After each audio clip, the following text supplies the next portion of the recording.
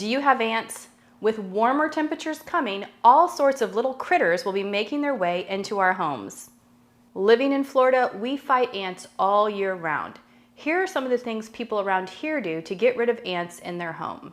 They use things like borax ant killer, honey and borax, table salt sprinkled where you see them, peppermint oil on a cotton ball where you see them, cayenne pepper, homemade vinegar cleaner, cinnamon, taro ant liquid, Splenda, bay leaves.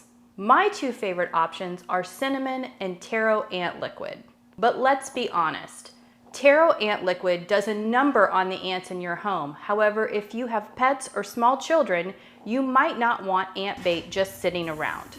So one trick that I've used for years that works, although it is a little messy, is to simply sprinkle cinnamon where you see ants entering your home. Typically, this is around doors and windows, especially in your kitchen. Apparently, ants cannot stand the smell of cinnamon, and some experts say if they inhale it, they will suffocate and die. You have to remember to clean up the cinnamon every few days because it can stain on lighter surfaces if it gets damp and sits too long. In the past, I've tried using cinnamon sticks for a less messy alternative, and while it does lessen the number of ants, it doesn't get rid of them completely. Most importantly, stop those pesky bugs before they take over your home by sealing cracks around windows and doors and keeping your food put away and sealed in airtight containers.